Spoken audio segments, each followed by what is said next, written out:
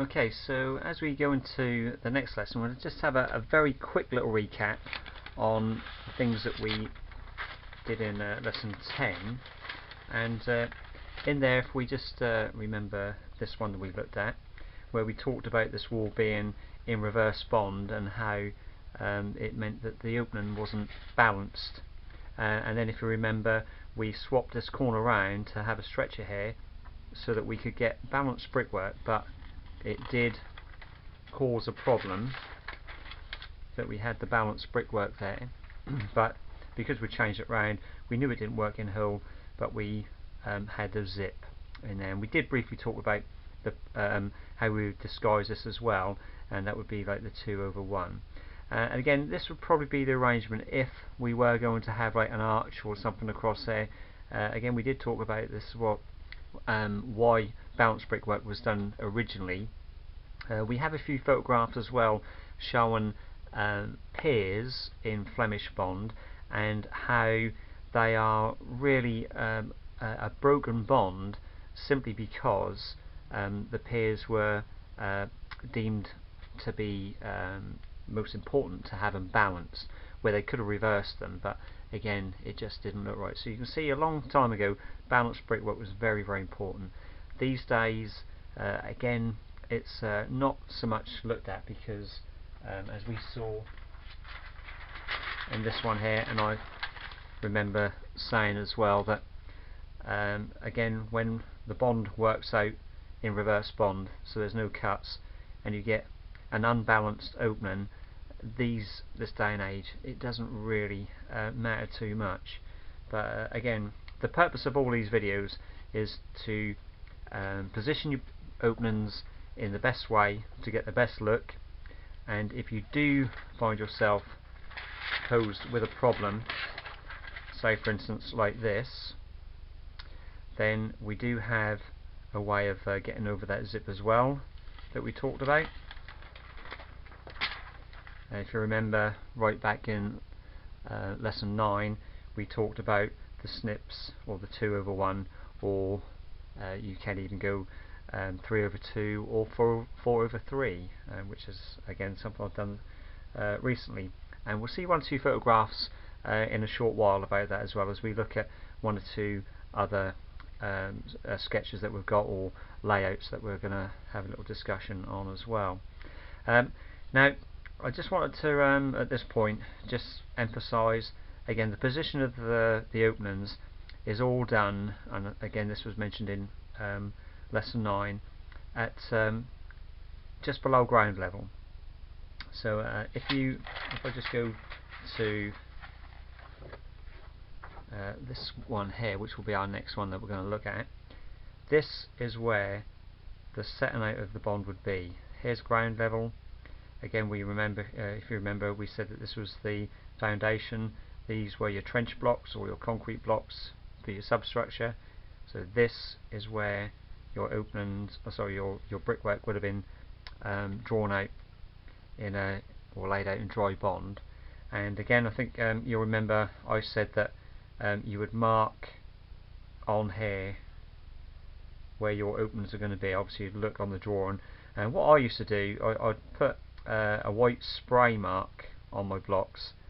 When it had dried, I would put an exact black permanent ink marker on the position of the window, and I would mark on there window, and on the drawing sometimes you would have like window 1, 2, 3 and 4 like that. So I would write window 1, window 2, window 3. So again, when I looked and I started to build, I knew exactly where I was and the size of it, and these would be my reveal bricks, which I would plumb up so I go as well.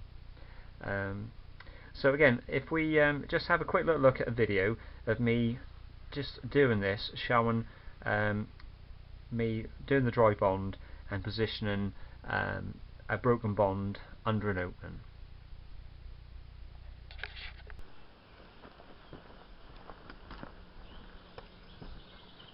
Okay, so we've started both ends the same. Got the doorway here, and again just make sure that the bond finishes right with the 2 reveals. And I've now got to work underneath the door, which with the Flemish bond, it's undoubtedly going to have a broken bond in it, so we're now going to find out exactly what we have.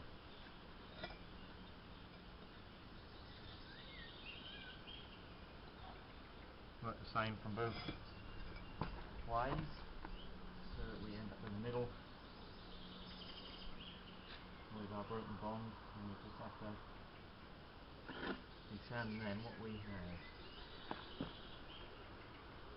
That works out, so we have 2 stretches in there, which isn't too bad. The next course, just need to get a tear in my head, will be 3 headers.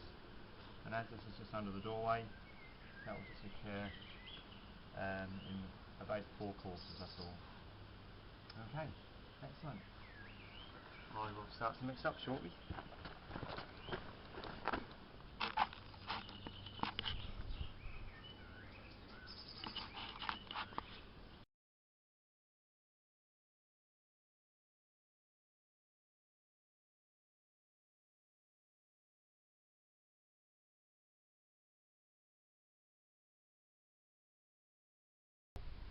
Okay, so in the video you just saw, hopefully you'll again appreciate the importance of doing the dry bond on your first course, just again to highlight where you're going to have problems. And in that video you saw that there was a broken bond, and it was put, as we've said, all the way through below your openings. And in the photograph at the end, you would notice again that the broken bond was above and below the bullseye. And I think you'd agree as well that the position of the broken bond did show that it was in the best place, the least amount of cutting, and the least visible. So as we said right from the start, what we're trying to do is disguise where bonds don't work. That one, again, you probably noticed, was in Flemish bond. We're going to look at further stretcher bond now, because obviously this is what we're dealing with on a daily basis. Now, this one here, what we have is a wall that is brick size and a window that is not. And again, this happens so many times, and this unfortunately seems to be what people tend to do as the easy option, because what you will find, and we'll see some photographs here in a little while, they put one side as whole bond, and then they put the other side with a zip. And again, you can just see this really does highlight the fact that this window doesn't fit into the wall properly. So we'll have a look at a few photographs now where we'll see this in practice, because I don't want you just to think that I've drawn this and made this up.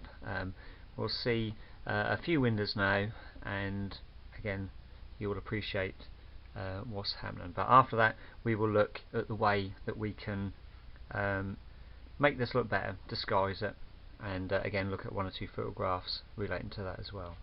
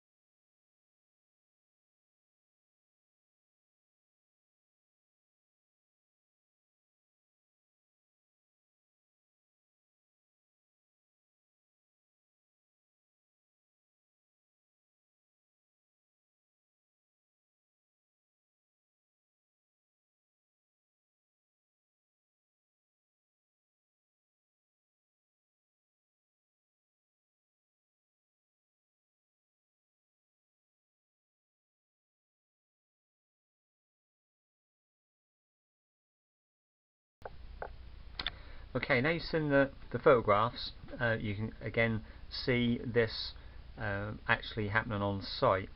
Now there is a way of doing this. Now, windows can be moved slightly to alleviate this problem.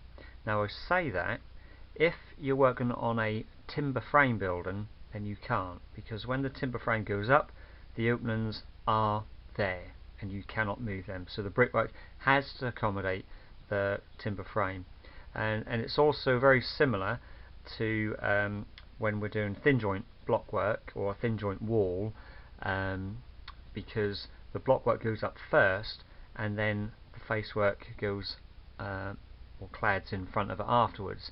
So again, the block work has to be very accurately done for the openings, so that it does work in with the brick. So if you get your openings wrong a little bit, then again you might have this problem as well. But there is a way of getting over this, even if you've got a timber frame building. But if you're doing the face work first, the easiest option is to slightly move your window, and I'll show you what this means, because we've got a 1200 opening here. Now this is what you can do with a 1200 opening. You could shift the window over slightly so that you get balanced brickwork again that we were talking about before. So the zip that we had here, we've moved the window over a little bit, which obviously means we have to cut down this side. Now a lot of people, we saw the photographs before, they think it's quicker to do, well it is probably quicker to do whole bond on one side and then just do one set of cuts, but the result looks terrible. And the reason we do this, and again we'll look at two photographs that show this being put into practice, is the time that it takes to cut another side. So we'll say you're going to cut another 12 bricks. If you've got a taller window, you might have to cut 16 extra bricks. 16 extra bricks would probably take you, we'll say it's going to take you 20 minutes. That's being very generous to cut you your bricks for this side as well. You're already going to cut this side anyway, so 20 minutes extra cutting, but that wall will be there 200-300 years. So 20 minutes for the sake of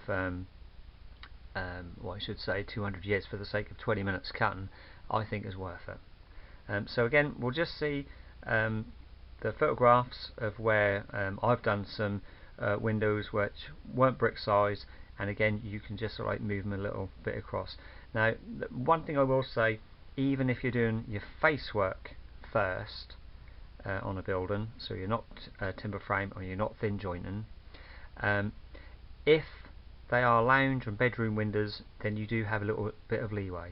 If they are kitchen windows or bathroom windows, then I always keep those to the architect's drawing, because you may have wall units or you might have the tiling inside that might be affected. So I'll always keep bathroom and kitchen windows as an architect's drawing. So then if we have a problem with a zip, we will go back to the previous drawing in a moment, and I will show you how to get over that. But we'll just look at a couple of photographs just showing this being done on site.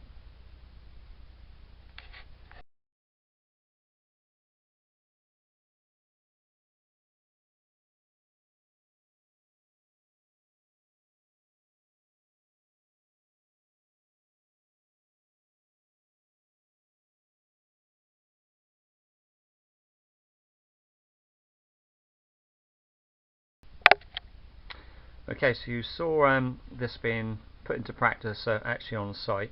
Now what I said previous to showing the photographs was that we would go back to this one, which is the arrangement that you see on a lot of housing estates, and again we saw the photographs as well where we had a lot on housing estates. Now the reason this looks bad is, as we said before, we're introducing a quarter bond into a half bond wall, which just every time shows a huge zip.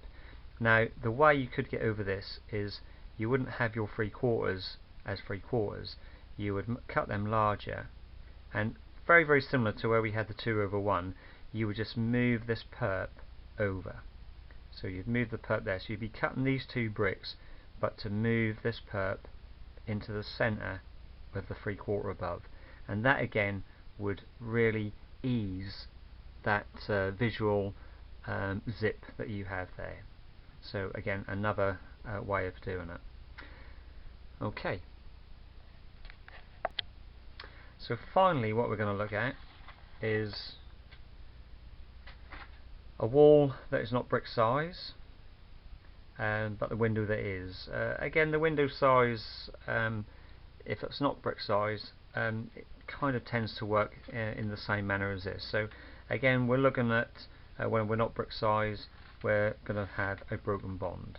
So we will just get the final sketch that we have, or the final drawing that we have on here, and this is really just going back over what we were talking about before. And again, we have a few photographs just to show this being put into practice on site.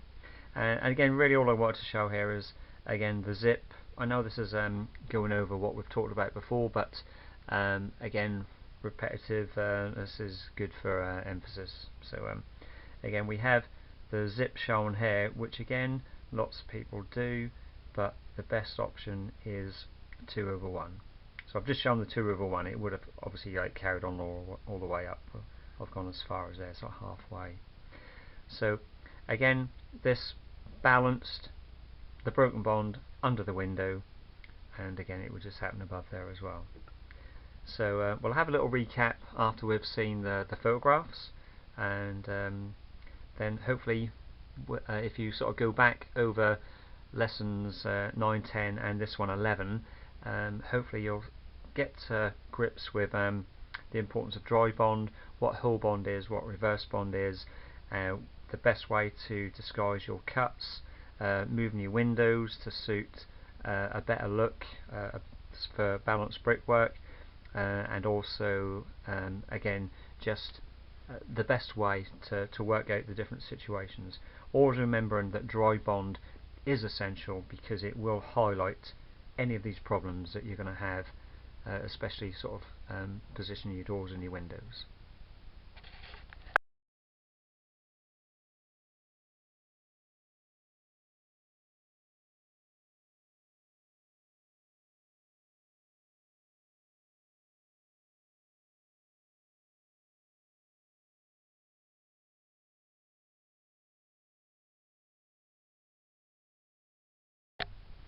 Okay, so that was the final lot of photographs for this one, and just to emphasise that the little booklet that we have just contains all the information, and obviously other various bits and pieces as well.